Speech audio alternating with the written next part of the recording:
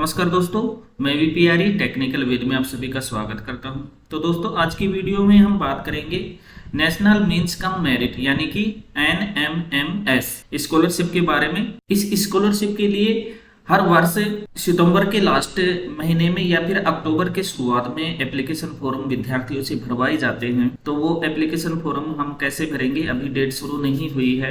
इसके अलावा इसमें बात करेंगे कि इस परीक्षा के लिए एलिजिबिलिटी क्या रहेगी विद्यार्थियों की, इसका सिलेबस क्या रहेगा, इसके लिए आवश्यक दस्तावेज क्या चाहिए और कितनी सीटों के लिए ये परीक्षा करवाई जाएगी।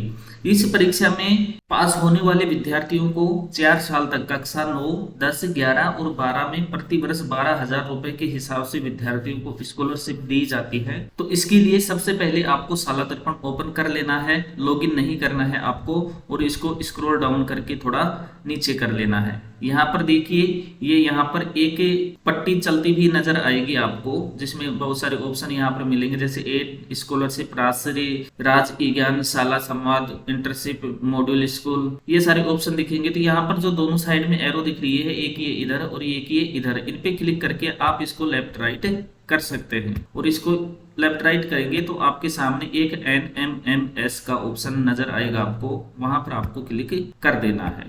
ये देखिए, ये NMS है, यहाँ पर आपको क्लिक कर देना है। यहाँ पर क्लिक करते ही ऊपर ऊपर देखिए national means cum merit scholarship का ये पेज ओपन हो गया है। यहाँ पर सबसे पहले होम गाइडलाइंस दी गई है, स्कॉलरशिप सर्कुलर शेड्यूल। तो यहाँ शेड्यूल पे क्लिक करेंगे आप और इसका शेड्यूल चेक करेंगे कि फॉर्म अप्लाई कब से हो रहे हैं। तो शेड्यूल पे क्लिक कर देता हूँ मैं। यहाँ पर देखिए एप्लीकेशन फॉर्म फिलिंग डेट जो है वो 20 सितंबर 2023 से 5 अक्टूबर 2023 और फाइनल सबमिट एप्लीकेशन फॉर्म 20 सितंबर 2023 से 5 अक्टूबर 2023 के बीच रखी गई है।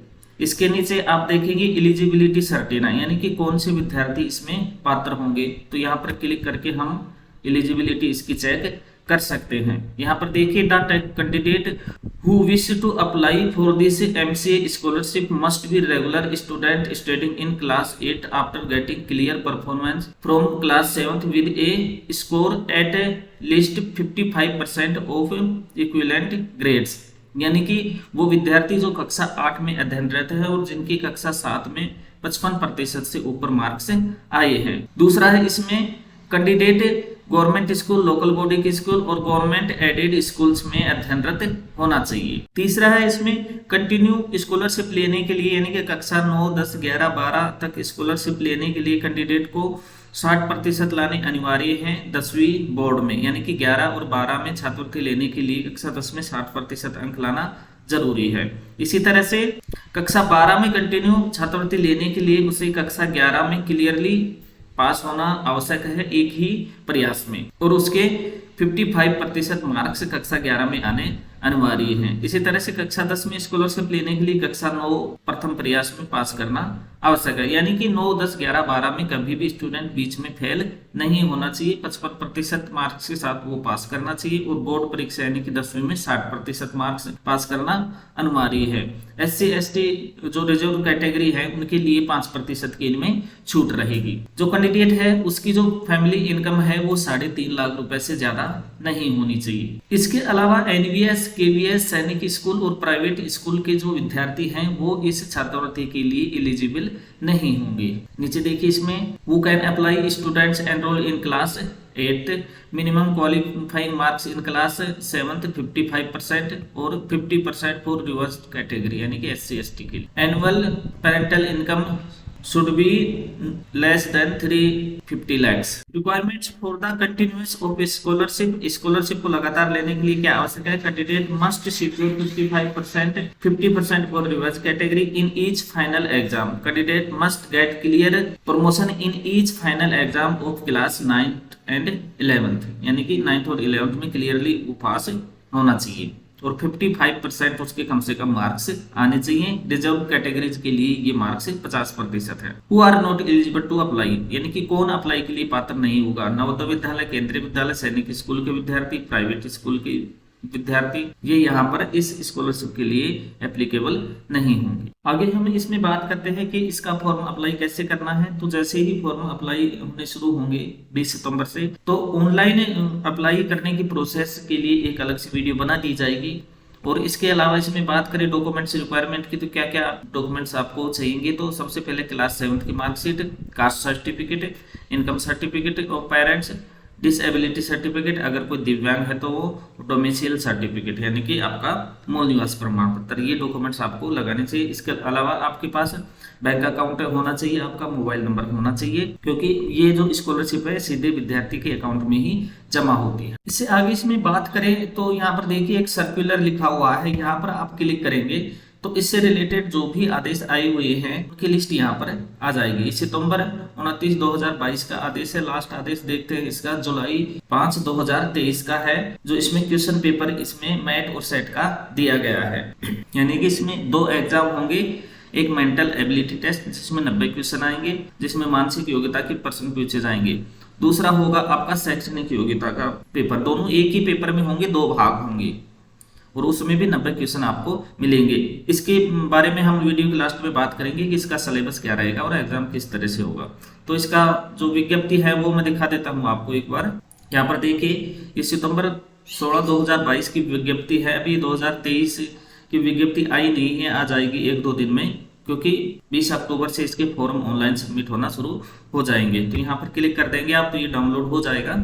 ये देखिए ये 2022 की विज्ञप्ति है जो कि परीक्षा 2023 में लगी थी, 2023 के लिए, यानी कि जो मेरिट बनी थी उसके लिए। और इसके अलावा इसके इंस्ट्रक्शन अगर आपको देखने हैं तो यहाँ पर आपको क्लिक कर देना है। यहाँ पर देखिए छात्रवृत्ति राशि NMMS में चयनित विद्यार्थियों कक्षा 9 से 12 तक नियमित अध्ययनरत रहने पर निम्नानुसार 12,000 रुपए प्रति वर्ष की दर से छात्रवृत्ति मिलती है। NMS छात्रवृत्ति के तहत छात्रवृत्ति की राशि का भुगतान DBT से स्टेट बैंक ऑफ इंडिया द्वारा एकमुश्त किया जाता है। राशि सीधे ही विद्यार्थियों के खातों में PFMS द्वारा स्थानांतरित की जाती है। प्रत्येक राज्य और केंद्र शासित प्रदेशों को छात्रवृत्ति की संख्या आवंटित की गई है। इसमें पात्र कौन नहीं है ये दे रखा है, इसमें पढ़ लेना है आपको इसको।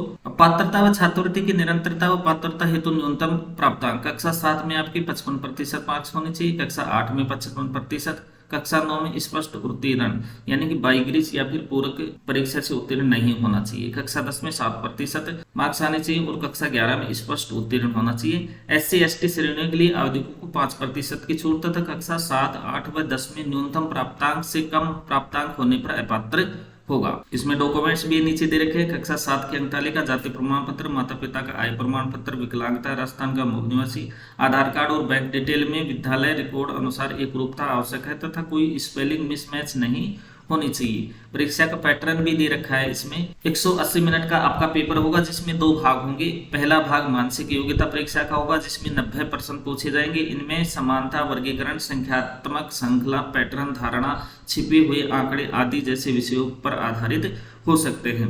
दूसरा भाग आपका शैक्षिक योग्यता परीक्षा का होगा जिसमें विज्ञान, सामाजिक अध्ययन, गणित के विषयों के 90 बहुविकल्पीय प्रश्न होते हैं। ये कक्षा 7 व 8वीं के पाठ्यक्रम से संबंधित होते हैं। परीक्षा परिणाम, चयन परीक्षा के बाद सभी विद्यार्थियों का परीक्षा परिणाम घोषित किया जाता है। नेशनल मेंस कम मेरिट योजना में राजस्थान राज्य का कोटा छात्रवृत्ति संख्या 5471 है, जिसका जिलेवार और श्रेणीवार वर्गीकरण किया हुआ है। अतः छात्रवृत्ति की पात्रता के लिए जिला मेरिट में आना आवश्यक है। आवेदकों को चयन परीक्षा में न्यूनतम 40% अंक प्राप्त करने हैं। SC/ST श्रेणियों के आवेदकों को इस परीक्षा में छात्रवृत्ति का लाभ पाने के लिए न्यूनतम 32% अंक लाना अनिवार्य है। दिव्यांग श्रेणी के आवेदकों को अपनी श्रेणी में 3% आरक्षण नियमानुसार देय है। इसके लिए फीस क्या रहेगी? सामान्य वर्ग के लिए 50% और आरक्षित वर्ग ST, SC नेक्स्ट जन के लिए 30 रुपए।